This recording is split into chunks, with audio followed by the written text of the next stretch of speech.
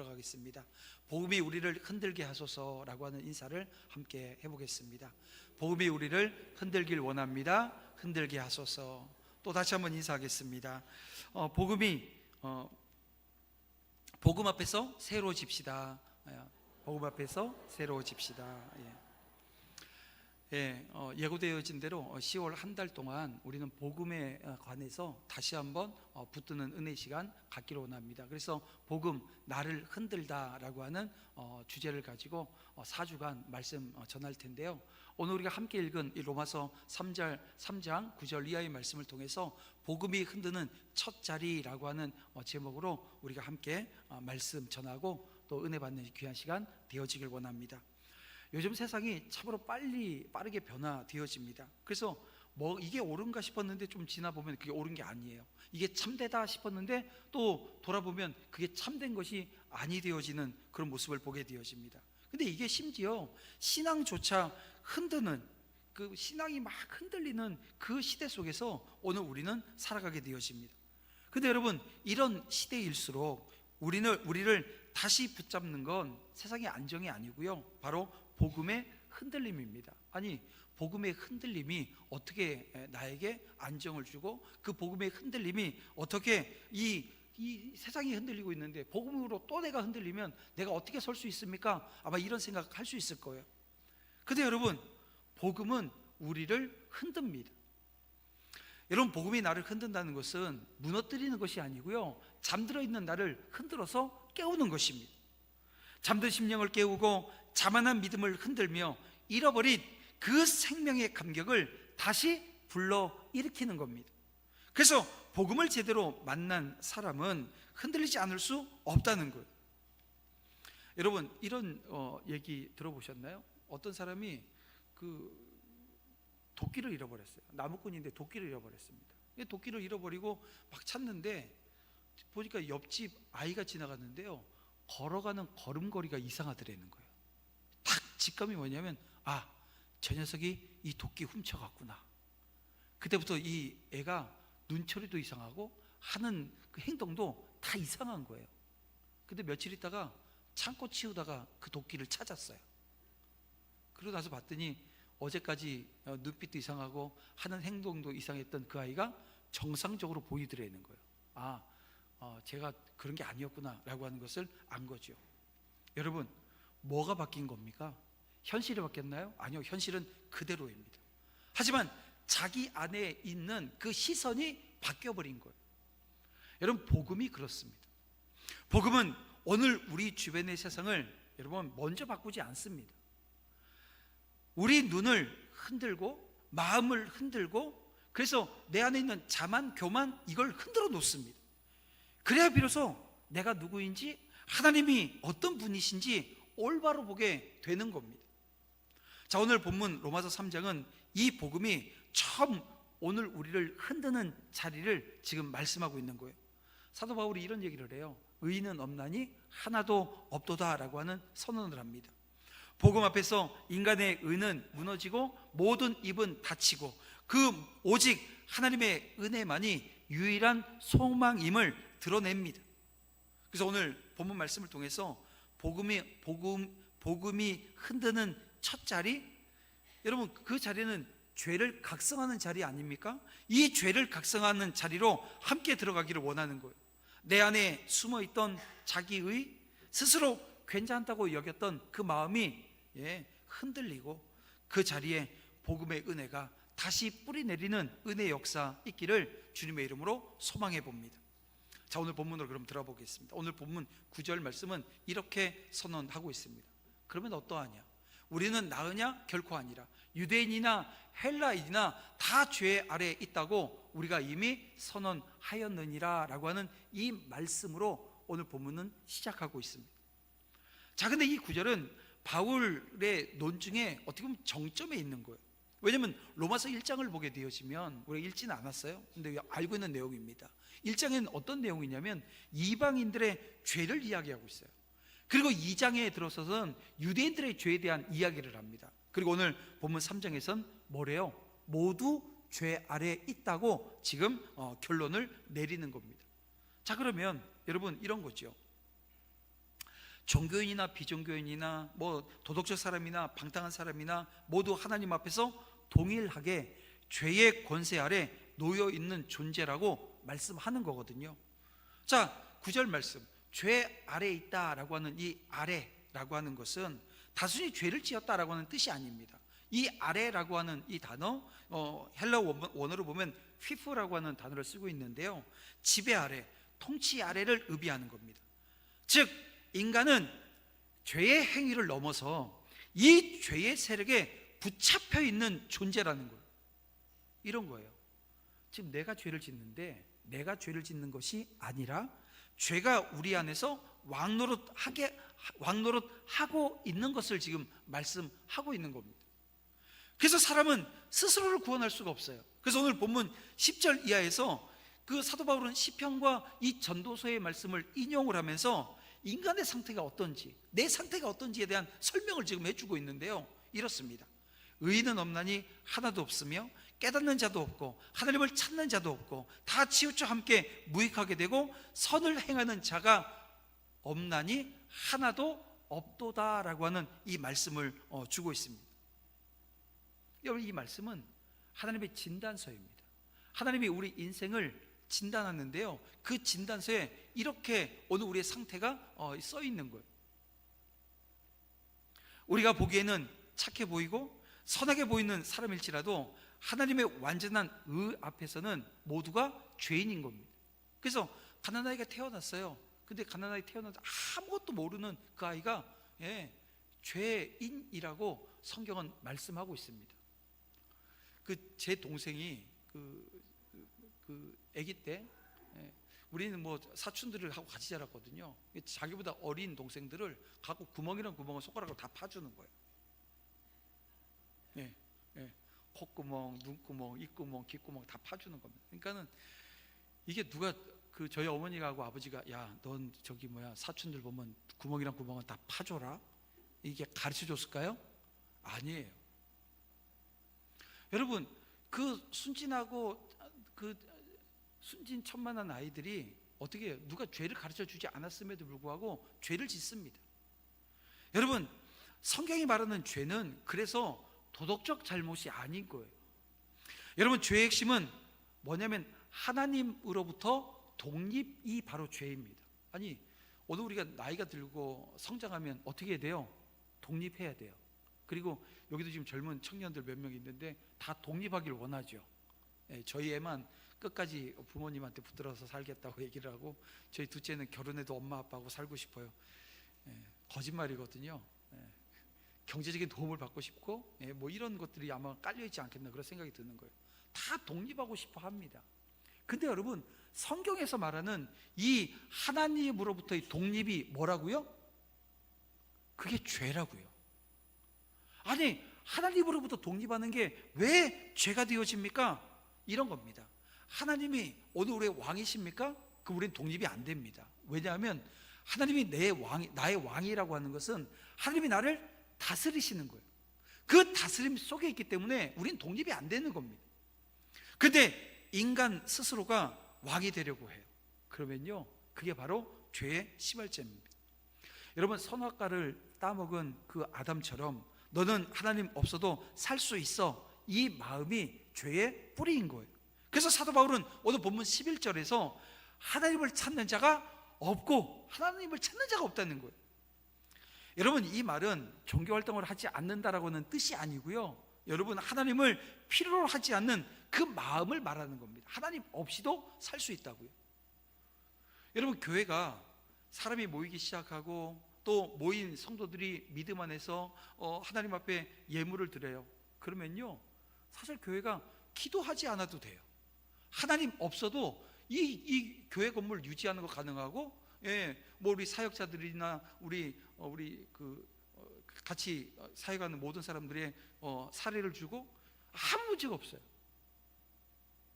여러분, 하나님이 없으면, 하나님이 우리와 함께 하지 않으면 안 되는데요, 여러분, 하나님 없이도 일이 되어지기 시작하는 거예요. 기도하지 않아도 일이 되어지기 시작해요. 헌신하지 않아도 일이 되어지기 시작하는 거예요. 문제가 심각해지는 상황으로 가는 겁니다.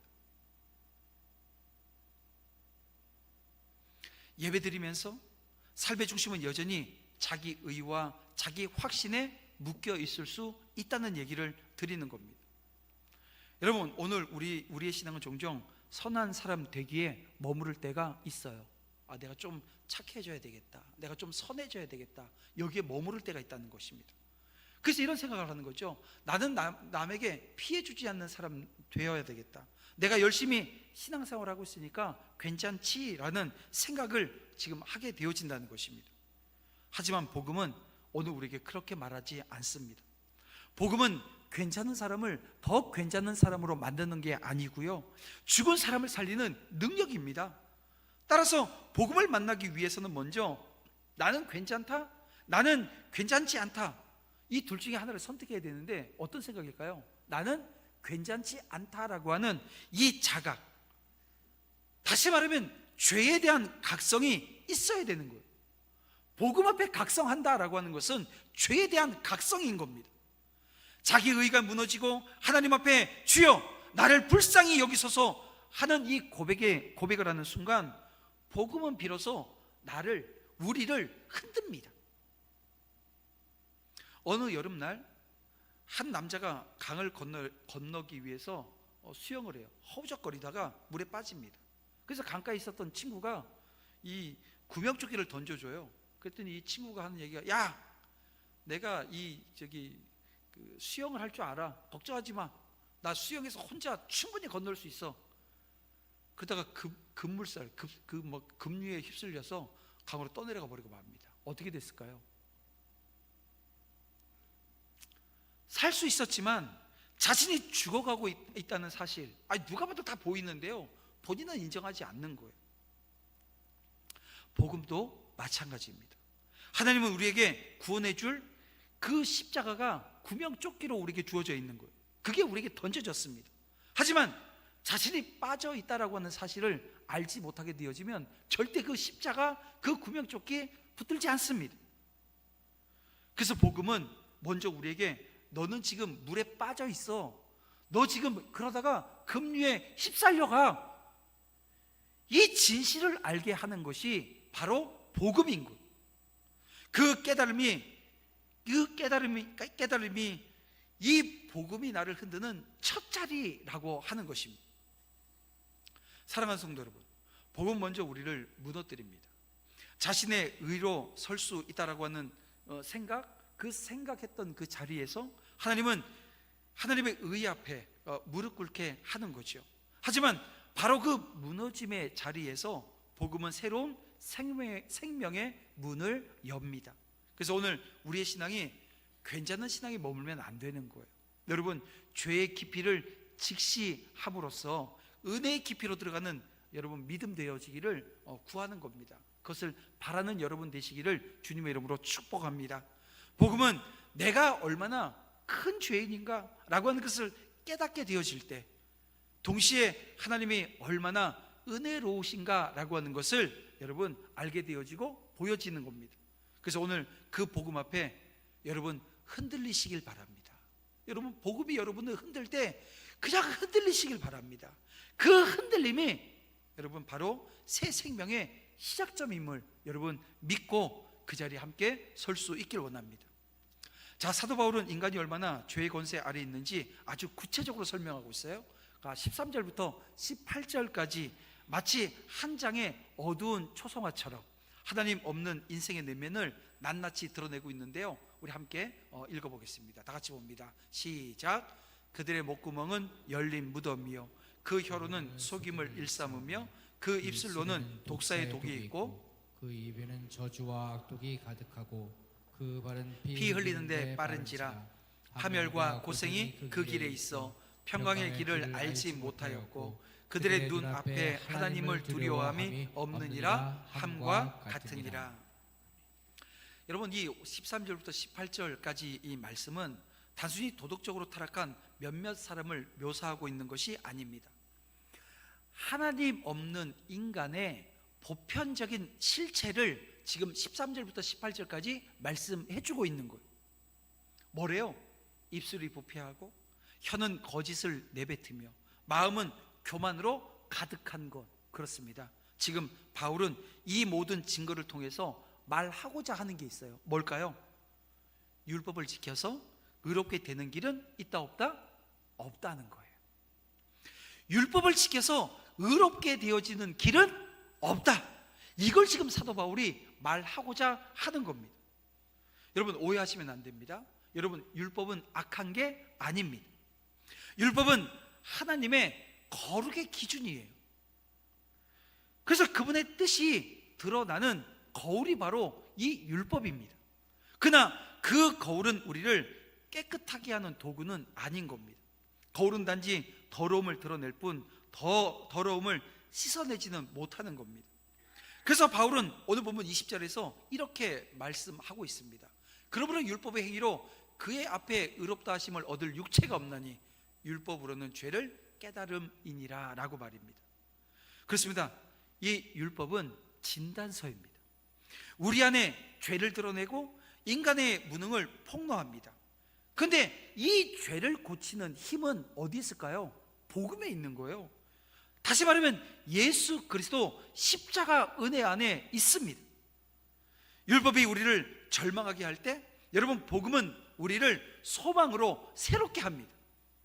그럼에도 불구하고 사람들은 여전히 율법적 신앙 속에 머무르려고 합니다. 내가 이것만 잘하면 구원받을 수 있을 거야. 내가 이만큼은 저보다 나으니 나는 괜찮아. 끊임없이 비교하면서 그 안에서 안정을 찾고 그래도 나는 괜찮은 사람이라고 하는 인정을 받으려고 하는 모습이 있다는 거예요. 근데 율법으로 자신을 세우는 사람은 결국 두 가지 극단에 빠지게 되어집니다. 그 하나는 교만이라고 하는 자리입니다. 뭘까요? 나는 잘 지키고 있어 라고 하는 자부심이 자기 자신을 속입니다. 또 하나는 절망입니다. 나는 아무것도 할 수 없어, 나는 도저히 못하겠어 라고 하는 낙심이 신앙을 무너뜨리는 거예요. 그래서 율법은 결국 우리를 복음으로 이끌기 위한 한계의 벽입니다. 내가 할 수 없음을, 내 한계가 이거밖에 안 됨을 알게 하는 벽의 역할을 하는 것이 율법인 거예요. 스스로 의롭다 여기지 못하게 해서 오직 하나님의 의에 피하도록 만드는 장치인 거죠. 의사 선생님이 이게 좀 안 좋은데요 해서 갔더니 엑스레이를 찍었어요. 그랬더니 여기 좀 파열되고 했는데 이러면서 사진을 보여주는 거예요. 근데 여러분, 그 엑스레이 사진을 우리가 먹으면 병이 나아요? 아니, 먹을 수도 없지만 그거 본다고 먹는다고 내 병이 낫는 게 아닙니다. 엑스레이는 겉으로 드러나지 않는 내 속에 있는 것들을 찍어서 보여줍니다. 염증이 있는지, 뭐가 끊어졌는지, 뭐가 부러졌는지, 뭐 이런 것들을 오늘 우리에게 보여주는 역할을 해요. 근데 엑스레이 찍었다고 나아요?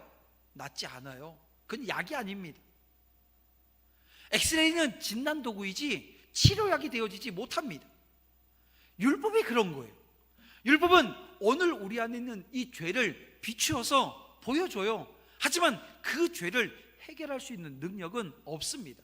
왜냐하면 하나님의 거룩의 기준이라고 말씀드렸잖아요. 그 기준이 오늘 우리를 어떻게 하지는 못하는 거예요. 우리를 살리는 것은 그래서 오직 복음의 의, 바로 예수 그리스도의 보혈 뿐인 겁니다. 그래서 예수 그리스도의 보혈로, 예수 그리스도의 십자가의 은혜로 오늘 우리는 구원받아 새 생명을 얻었고 이 생명 얻은 자로 살아가는 거죠. 오늘 교회 안에서도 이 율법적 신앙은 여전히 만연합니다. 어떤 걸까요? 예배 출석, 봉사, 헌신, 또 선행. 여러분, 이런 것들이 나를 의롭게 하는 기준이 되어버릴 때가 있습니다. 그런데 여러분, 이건 신앙의 열매들인 거예요. 내가 예수 믿고 이 복음의 은혜를 경험했어요. 그러면 어느 자리로 나가요? 예배 자리 섭니다. 예배 자리 서는 거예요. 복음의 은혜가 내 안에 있으면 예배 자리에 서는 거예요. 그리고 이 예배 자리에서 은혜 받으면, 충만한 은혜가 임하면 예배 끝나자마자 쏙 하고 집에 가는 게 아니라 내가 여기서 뭘 할 수 있지? 내가 저 사람들에게, 이 사람들에게 뭘 섬기고 도울 수 있을까? 봉사할 거리를 찾게 되어집니다. 헌신한다는 얘기예요. 여러분, 하지만 이 모든 것들은 구원의 근거는 아닙니다. 율법적 신앙은 결국 자기 중심에 두지만 복음의 신앙은 하나님 중심으로 돌려놓습니다. 오늘 우리는 행위가 아니라 은혜로 구원받은 자임을 여러분 다시 한번 고백할 수 있는 여러분들 되시기를 주님의 이름으로 축원함을 드립니다. 왜 이 말씀을 드리냐면 이게 여러분 복음의 시작이고 여러분 이것이 바로 복음의 능력입니다. 복음은 오늘 우리의 의를 무너뜨립니다. 내가 잘했다라고 하는 그 착각을 어떻게 해요? 흔들어 버립니다. 하지만 그 무너진 자리에서 하나님의 은혜의 기둥이 세워집니다. 여러분 혹시 여러분의 신앙이 여전히 뭘 해야 한다라고 하는 이 부담 속에 있다고 한다면 그 자리 여러분 벗어나시길 바랍니다. 율법의 굴레를 벗고 여러분 복음의 자유 안에 들어가셔야 됩니다. 우리를 의롭게 하시는 분은 여러분 율법이 아니라 예수 그리스도 십자가이기 때문에 그렇습니다. 복음은 우리에게 이렇게 말합니다. 너는 내 행위로 의롭게 되어진 존재가 아니다. 내가 지켜야 사랑을 받는 것이 아니라 이미 사랑받았기 때문에 순종하는 거야 라고 하는 것을 우리에게 말씀해 주는 거예요. 오늘 그 사랑이 오늘 저와 여러분을 흔들 수 있기를 원합니다. 예수님의 그 십자가 사랑이 오늘 저와 여러분을 흔들어 놓는 거예요. 율법이 아닌 은혜로, 의무가 아닌 감격으로 복음의 자유 안에 서는 저와 여러분 우리 모든 성도들이 되시기를 주님의 이름으로 축원함을 드립니다. 자, 사도 바울은 20절에서 또 이렇게 선언합니다. 율법으로는 죄를 깨달음이니라 라고 말입니다. 여러분 이 한 구절이 복음의 문을 여는 열쇠입니다. 하나님의 말씀은 우리에게 죄를 알게 하시려는 목적이 있습니다. 왜냐하면 죄를 모르면 여러분 이 복음이 필요가 없기 때문에 그래요. 복음은 좋은 사람들을 위해서 존재하지 않습니다. 복음은 자신이 죄인임을 깨닫는 사람을 살리기 위해서 존재합니다. 그래서 여러분 신학교 가면 이게 조직 신학이라고 하는 걸 배워요. 왜냐 신학이 뭡니까? 하나님을 아는 그 학문이 신학입니다. 근데 신학을 처음 공부하면 서론이라고 하는 걸 배워요. 내가 왜 신학을 공부해야 되는지에 대한 공부를 하고 그 다음에 뭐냐면 인간론을 배웁니다. 그러니까 신론을 배우고 인간론을 배워요. 인간론이 뭐냐면 인간론을 다른 말로 죄론이라고도 해요. 그러니까 인간이 어떻게 타락했는지 그리고 나서 이 인간론을 배우고 나면 그 다음이 기독론입니다. 그러니까 예수 그리스도 십자가가 필요하다는 것을 연결해서 쫙 배워나가는 과정이에요. 이걸 아주 정확하게 공부하고 배우는 겁니다. 그래서 개혁주의 신앙 안에서 신학을 하고 그리고 이것이 성경적 고찰을 통해서 오늘 우리 가운데 드러나게 되어지면 그 말씀의 은혜가 우리 가운데 임하는 거거든요. 그래서 여러분 스스로 사람이 괜찮다고 생각하는 사람은 여러분 결코 복음을 붙잡지 않게 되어집니다. 그러니까 나는 괜찮아, 나는 내 힘으로 살 수 있어, 나는 괜찮아, 내가 하는 그 모든 일들 속에서 하나님이 힘 주시고 능력 주시고 이게 다 빠져버리는 겁니다. 내가 했고 내가 했다, 이걸로 종결되어지는 거예요. 여러분 아침에 일어났더니 손가락이 좀 안 좋아요? 그러면 어떻게 해요? 쪼물렀다가 파스 붙이거나 뭐 이렇게 해요. 그래도 안 좋아서 손가락이 꼬부러지지 않으면 어떻게 해요? 그때서 이제 병원 가는 거죠. 아침에 일어났는데 손가락이 좀 불편하다고 병원 막 찾아가는 사람은 거의 없습니다. 무슨 얘기냐 하면 내가 지금 병들었다라고 하는 자각이 오지 않으면요 절대 병원에 가지 않습니다. 제가 그 정신과 병원에 오래 있었잖아요. 알코올 중독이신 분들 참 많이 봐요. 근데 저희 병원 안에서도 직원들 중에 저 정도면 알코올 중독 바로 전 단계인데 라는 분들이 계셨어요. 그래서 술 좀 그만 드시라고 이런 얘기하게 되면 괜찮다고, 나는 저 사람들하고 다르다는 얘기를 해요. 근데 건강검진 받으러 가라 그러면 그분들 갈까요 안 갈까요? 못 가요. 왜 못 가는 줄 아세요? 무서워서 못 가요. 뭐가 무서워서요? 혹시 갔는데 간이 안 좋다는 얘기를 들으면 그때부터 뭘 못해요? 술 먹는 거 못하니까 이 간이 안 좋다는 얘기, 뭐 간경화가 있다든지 뭐 이런 얘기들을, 그러니까 눈에 황달이 와기 시작해야 이제 병원 한번 가는 거예요. 무슨 얘기냐면 자기가 그 아프다라고 하는 것을 인정해야 의사를 찾습니다. 이게 사람이더라고요. 무슨 얘기냐면 내가 죄인이다라고 하는 것을 깨닫지 못하게 되어지면 여러분 구세주를 찾지 않습니다. 내가 죄인임을 자각하고 내가 죄인임을 인정해야 구세주를 찾게 되어지는 거예요. 그래서 복음이 먼저 나를 무너뜨리는 거예요. 내가 가지고 있었던 기본적인 가치, 세계관 이런 것들 다 흔들어 놓습니다. 내가 쌓아놓은 의, 도덕, 자부심 이걸 막 흔들어 놓습니다. 하지만 그 무너짐의 자리에서 은혜는 비처럼 들어옵니다. 그렇게 되어지는 거예요.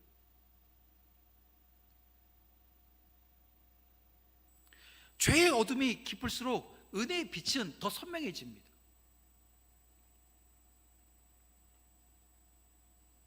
오늘 보면 19절에서 바울은 이렇게 말합니다. 이는 모든 입을 막고 온 세상으로 하나님의 심판 아래에 있게 하려 함이라. 여기서 모든 입을 막고 라고 하는 표현은 아무 변명도 할 수 없는 상태를 뜻하는데요, 여러분 인간이 하나님의 의 앞에서 자신의 선함을 말할 수 없다는 것입니다. 우리가 할 수 있는 말은 오직 하나님, 저는 죄인입니다. 저는 죄인입니다. 불쌍히 여겨 주시옵소서.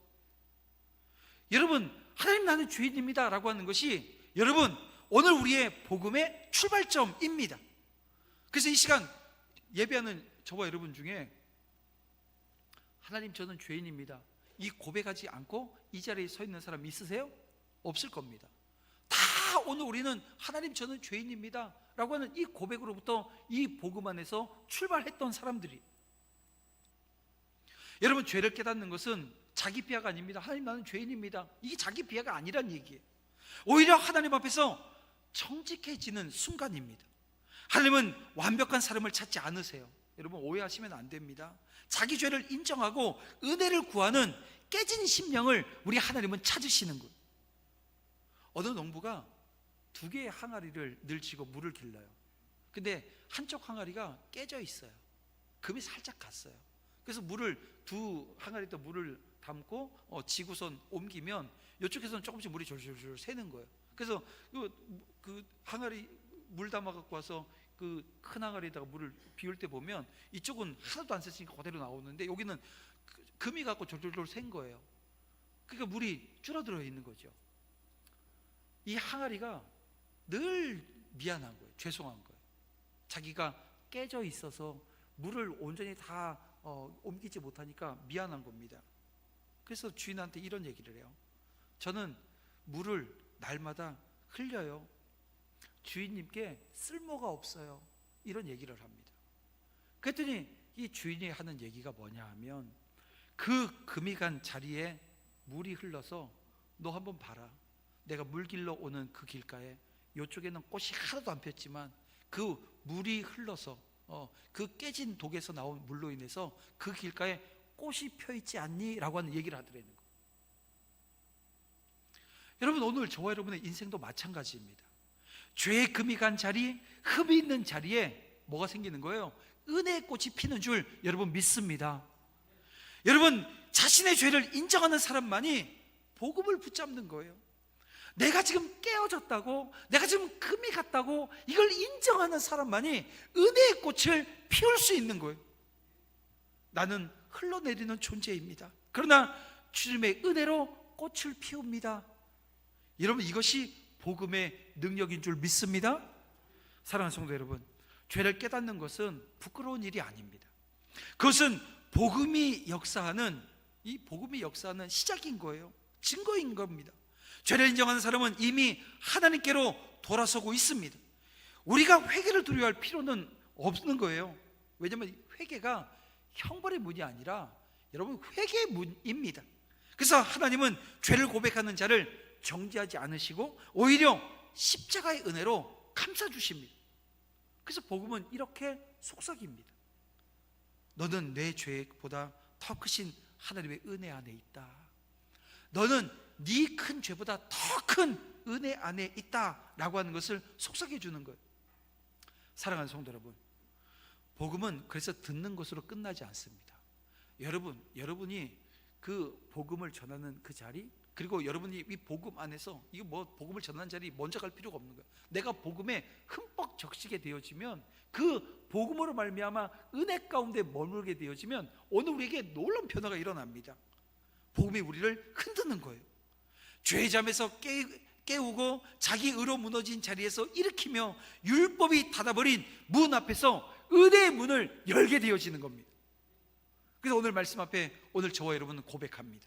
하나님, 저는 의롭지 않습니다. 저는 선함으로 설 수 없습니다. 오직 주님의 은혜가 아니면 살 수 없습니다 라고 하는 고백으로 여러분 서야 됩니다. 그리고 이 고백은 바로 복음이 시작되어지는 자리입니다.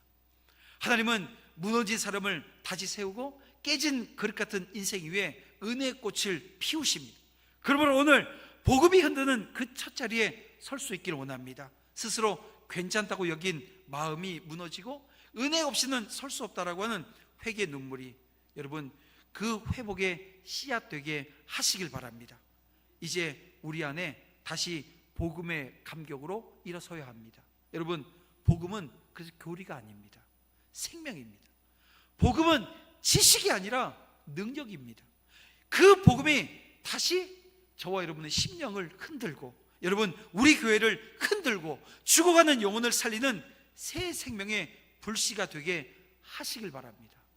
그 은혜 자리에 우리 함께 설 수 있기를 주님의 이름으로 축원함을 드립니다. 이 시간 주의 은혜라 함께 찬양하면서 함께 주신 말씀 기억하고 내 가슴을 쳤던 말씀들을 품고 함께 주의 은혜 자리에 설 수 있기 원합니다.